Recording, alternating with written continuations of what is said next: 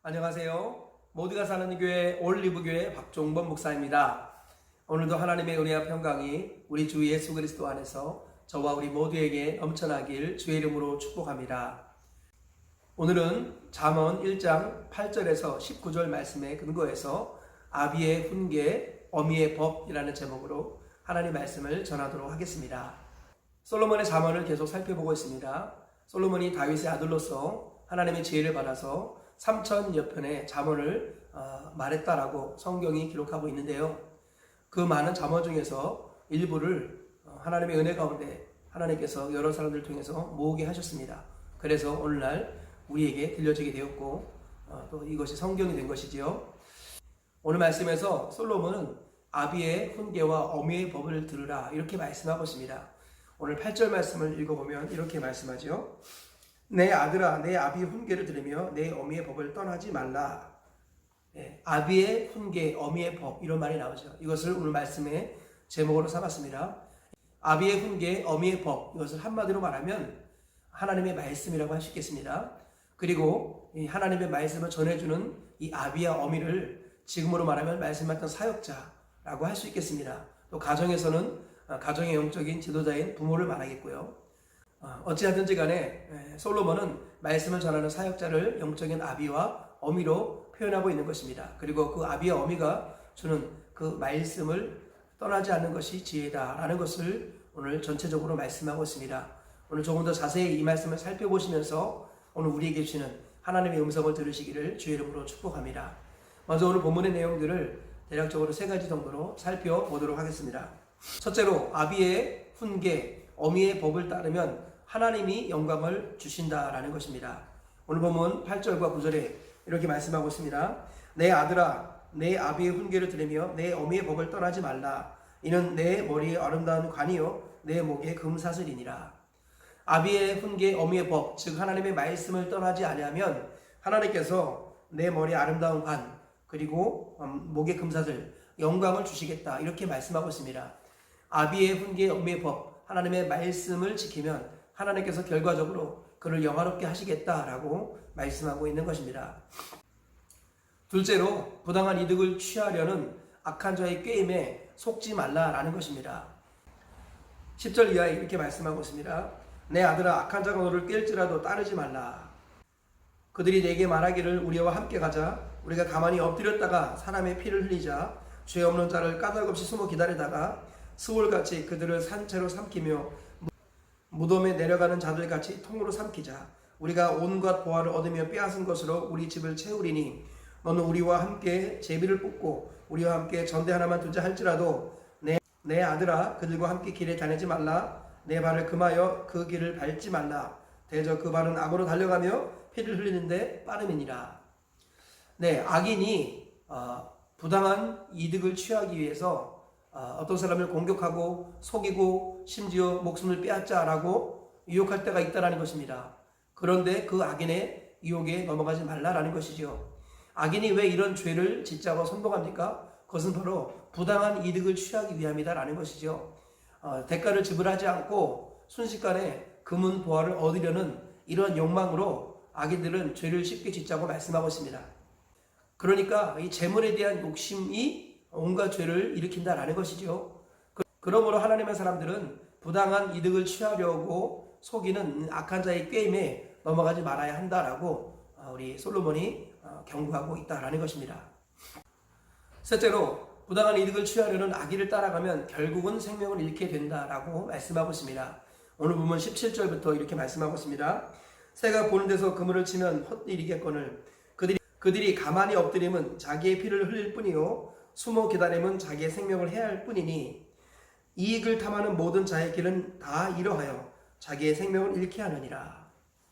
부당한 이익을 추구하는 모든 자들은 결과적으로 생명을 잃게 될 것이다 라고 말하고 있습니다. 그러므로 부당한 이득을 취하려고 우리를 속이고 유혹하는 악인의 꾀임에 넘어가서는 안 된다. 넘어갔다가는 생명을 잃게 될 것이다 라고 솔로몬이 경고하고 있는 것입니다. 이것이 오늘 본문의 내용이죠. 이 말씀을 통해서 우리가 얻을 수 있는 교훈을 몇 가지로 살펴보도록 하겠습니다. 첫째로 말씀 맡은 자의 권위와 가르침 안에 들어가면 하나님이 그를 책임지신다라는 것입니다. 오늘 본문에서 솔로몬은 아비의 교훈과 어미의 법을 떠나지 말라고 말씀합니다. 그러면 하나님께서 영광을 주시겠다고 말씀하시는 거죠. 영광이라는 것이 무엇입니까? 첫 번째로는 하나님이 그를 보호하신다라는 것입니다. 두 번째는 하나님이 그를 인도하신다라는 것이고, 세 번째로는 하늘의 영광을 주시겠다, 영원한 생명을 주시겠다라는 것입니다. 하나님께서 이 땅에서 우리를 인도하시고 보호하시는, 천국까지 데려가시는 방편이 무엇인가? 그것은 바로 하나님의 말씀이라는 것이지요. 그런데 하나님의 말씀이 하늘에서 그냥 뚝 떨어지는 것이 아닙니다. 하나님께서는 영적인 권위자에게 하나님의 말씀을 맡기셨습니다. 베드로에게 생명의 말씀을 주시고, 그 말씀을 가지고 베드로에게 내 양을 먹이라, 내 양을 치라 라고 주님이 위임하셨습니다. 하나님께서는 말씀 맡은 사역자를 우리에게 주셔서 사역자를 통해서 생명의 말씀이 우리에게 공급되도록 교회를 디자인하셨습니다. 그러므로 교회라는 것은 양들만 모여있는 것이 교회가 아니라 목자와 양이 모여있는 것이 바로 교회라는 것입니다. 그래서 하나님께서는 오늘도 하나님의 말씀 맡은 영적인 지도자, 영적인 권위자의 그 가르침과 그의 권위 안으로 들어가는 자가 하나님의 보호를 받고 하나님께서 그를 책임지셔서 영원한 나라 천국까지 인도하신다라는 것입니다. 말씀 맡은 사역자의 그 권위와 가르침 안에 들어가지 아니하면 하나님이 그를 보호할 수 없다라고 성경은 말씀하고 있습니다. 성경은 순종이 제사보다 낫고 듣는 것이 수장의 기름보다 낫다고 분명히 말씀하고 계십니다. 하나님께서는 너희를 영접하는 자는 나를 영접하는 것이고 나를 영접하는 것은 내 아버지를 영접하는 것이다 라고 우리 제자들에게 말씀하셨습니다. 제자들을 파송하시면서 제자들에게 예수님의 전권을 위임하신 것이죠. 말씀 맡은 사역자에게 주님은 하늘의 모든 권세와 권한을 위임하셨습니다.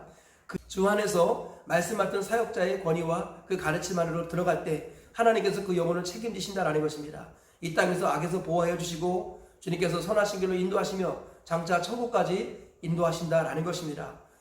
하나님은 권위에 계시다라는 것을 다시 한번 기억하시면서 하나님 주신 정당한 권위 아래 들어가셔서 하나님의 보살피심을 받으시고 장차 천국까지 들어가시는 저와 우리 모두가 되시길 주의 이름으로 축복합니다. 둘째로 부당한 이득을 추구하는 악인의 깸을 믿음으로 이겨내야 한다는 것입니다.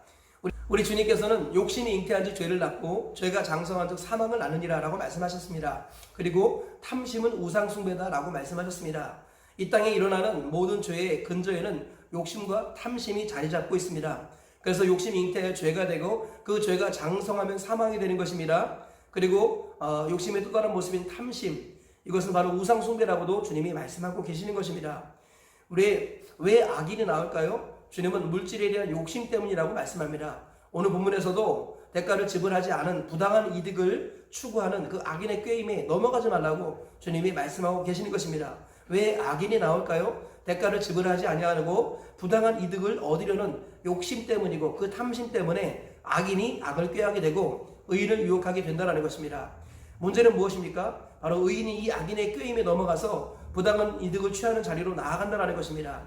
하나님의 사람들이 사람의 말들을 듣고 하나님을 잊어버리고 진리를 잊어버리는 이런 경우들을 하나님께서는 가장 아파하시는데 그것에 대해서 솔로몬이 경고하고 있는 것입니다. 부당한 이득을 취하려는 악인의 게임을 믿음으로 극복하라라는 것이죠.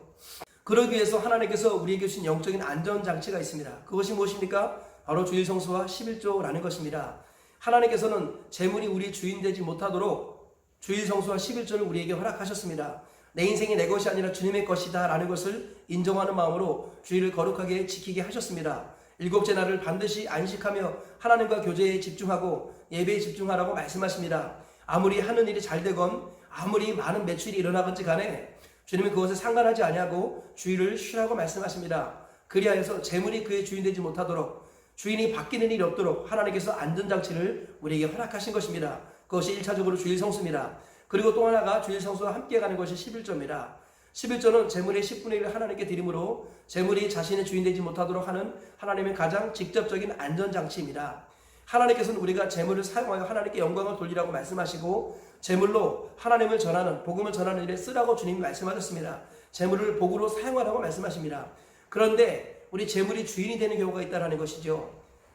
그래서 우리 주님께서는 하나님과 재물을 겸하여 섬길 수 없다고까지 말씀하셨습니다.